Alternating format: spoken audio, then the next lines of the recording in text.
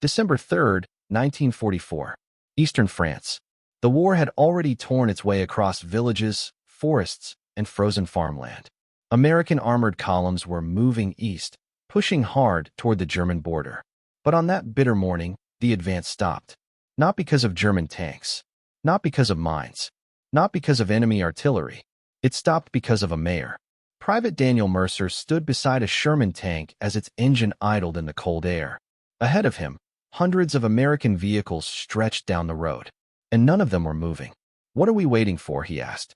Sergeant Frank Holloway stared toward the center of the village. "You wouldn't believe it." Mercer frowned. "Try me." The sergeant shook his head. "The mayor won't let us through." For several seconds Mercer thought he was joking. Then he realized nobody around him was laughing.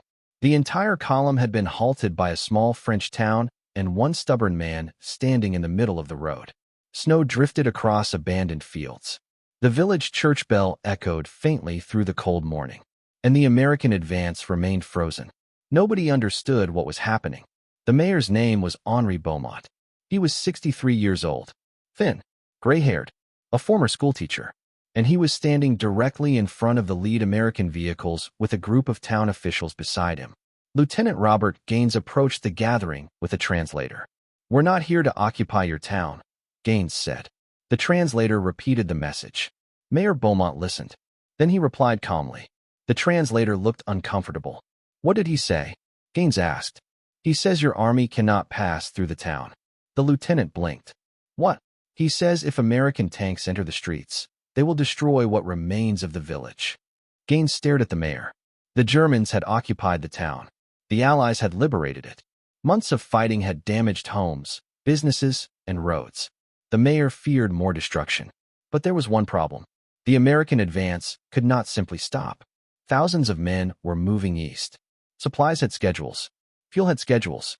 Entire divisions depended on those roads. "We don't have another route," Gaines said. The translator relayed the statement. Mayor Beaumont folded his arms. "Then find one." The words spread through the column like wildfire. Soldiers climbed off vehicles to hear the story. Drivers shook their heads. Officers argued over maps. Nobody had ever seen anything like it. An American army had fought through machine guns, artillery, and minefields. Now it was being delayed by a town mayor. At first many soldiers laughed. Then they stopped laughing. Hours passed. The column remained stalled. A supply officer named Captain Harold Vance studied alternative routes. Every option created problems. One road crossed weak bridges. Another passed through muddy farmland. Several routes risked separating units. The simplest solution remained the original road, straight through town. But Mayor Beaumont refused. The situation became increasingly tense. American soldiers weren't angry because they wanted to damage the village.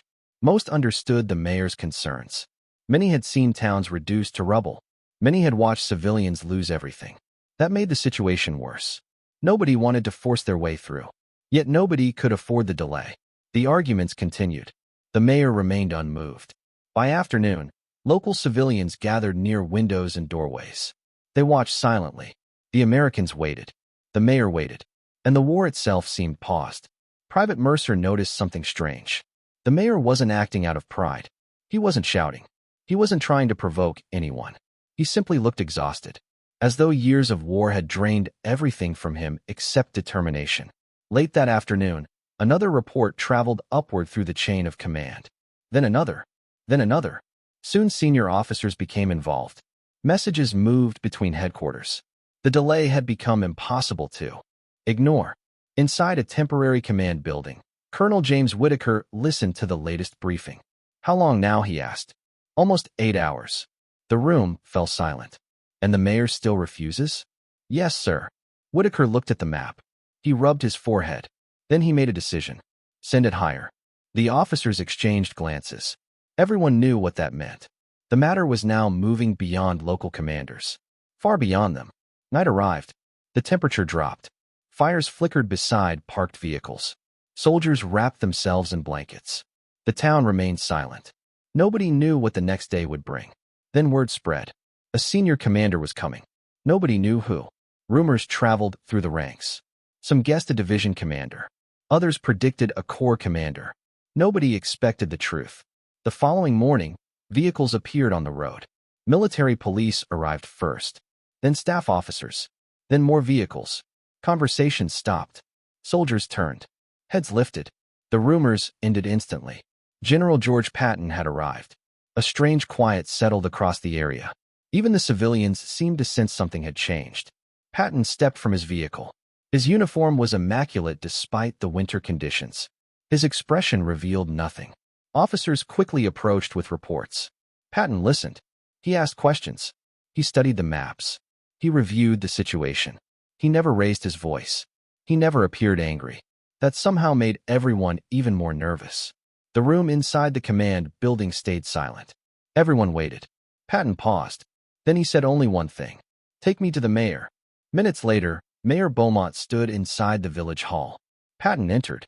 The translator stood nearby. Several officers watched from the edges of the room. Nobody spoke. Patton looked around. The building carried scars from war. Cracked walls, broken windows, patched ceilings.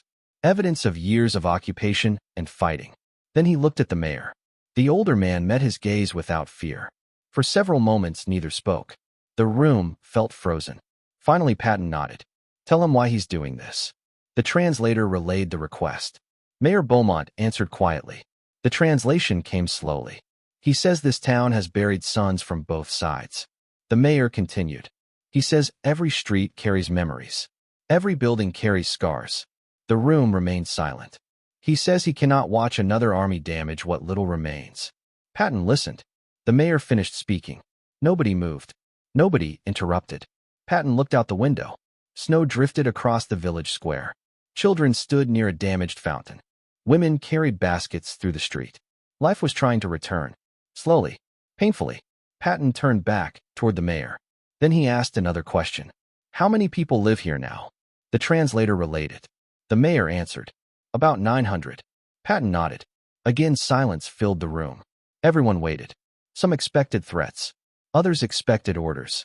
Instead, Patton surprised everyone. "Ask him to walk with me." The mayor looked confused. But he agreed. Together, they walked through the village. American officers followed. Civilians watched from doorways.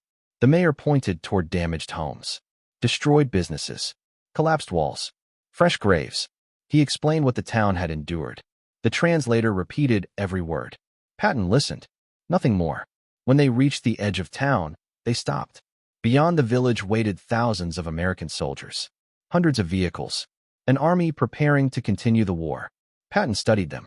Then he studied the town. Everyone waited. Finally he spoke. His voice remained calm. "So he wants to protect his people." "Yes, sir." Patton nodded. As he should. Several officers exchanged surprised looks. Patton continued. "And I need my army moving." Again the translator relayed the words. The mayor slowly nodded. Both men understood the dilemma. Neither side was wrong. That was the problem. Patton stood quietly for several seconds. Then he made his decision. One that nobody expected. American engineers would enter the village first. They would reinforce vulnerable roads. Traffic would move in controlled stages. Heavy vehicles would be redirected where possible. Military police would supervise movement. Any damage caused by American forces would be documented and repaired. The translator repeated everything. Mayor Beaumont stared at him. The old man seemed shocked. Patton wasn't forcing him aside. He wasn't humiliating him. He wasn't treating him like an obstacle. He was treating him like a man trying to protect his people. The mayor's eyes slowly filled with emotion. For the first time since the standoff began, his posture softened. He extended his hand. The room stayed silent. Patton looked at the hand, then shook it. The tension that had gripped the village for nearly 2 days finally disappeared. Word spread instantly. The road would open. The advance would continue. But it would continue with care. Private Mercer watched engineers begin their work. Nearby civilians watched too. Something had changed. Not just the road. The atmosphere. The suspicion. The fear. American soldiers began helping clear debris. Engineers reinforced damaged sections of street. Children gathered near the workers. Some even waved. Hours later, the first vehicles moved through town. Slowly. Carefully. No rushing. No recklessness. Residents stood along the streets. Many removed their hats. Some offered cautious smiles. Mayor Beaumont watched from beside the church. As the column passed, Patton's vehicle approached. The general looked toward the mayor. The mayor nodded. Patton returned the gesture. No speech was necessary. The moment spoke for itself. By sunset, the army had cleared the town. The village still stood. The advance continued. And the war moved on. Years later, soldiers who witnessed the incident remembered something remarkable. Not the delay, not the arguments, not even the confrontation. They remembered the restraint. They remembered how a powerful general could have forced his way forward but chose to listen first. In a war filled with destruction, that decision stood out. Because true leadership is not always measured by how quickly you can move people. Sometimes it is measured by whether you remember they are people at all. The mayor protected his town. Patton protected his mission. Neither achieved victory by crushing the other. They achieved it by finding a way forward together. And in the middle of a brutal war that had taken millions of lives, that small act of mutual respect became something rare. A reminder that humanity can survive even in humanity's darkest hours. What would you have done? Let us know in the comments below. And if you want more World War II stories where humanity, war, and difficult decisions collided, make sure to subscribe.